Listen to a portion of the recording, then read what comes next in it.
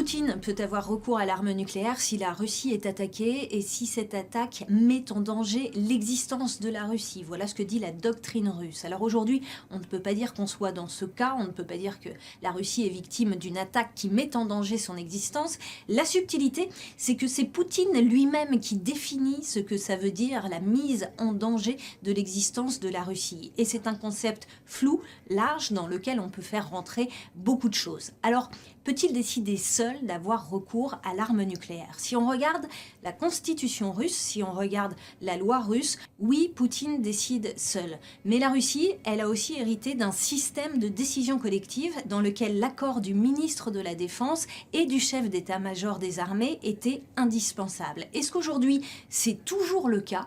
Eh bien ça, on ne sait pas. Il y a une zone de flou, il y a une zone d'opacité autour de ça. On ne sait pas si ces deux responsables militaires qui, comme Poutine, ont une mallette qui permet de communiquer avec les forces nucléaires, eh bien on ne sait pas si ces deux hommes ont un réel pouvoir de blocage. Et puis, autre point très important, l'exécution de l'ordre, l'exécution du tir nucléaire. Parce que là, ça implique des moyens techniques, des moyens humains, des dizaines d'hommes qui doivent déployer le matériel, qui doivent effectuer le ciblage. Et là, il pourrait y avoir des résistances. Il pourrait y avoir des hommes qui disent non. Là, Poutine va beaucoup trop loin, stop, j'arrête.